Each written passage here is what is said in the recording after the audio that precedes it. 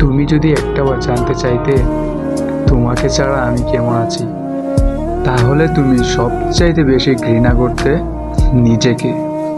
কারণ তুমি বুঝতে পারতে আমার সব হাসির পিছনে লুকিয়ে থাকা কান্নাগুলো, প্রতিটি নিঃশ্বাসে তোমার অভাব, আর রাত জেগে চোখের কোণা জমা আহত সেই প্রশ্নগুলি, সবই শুধু তোমার জন্য।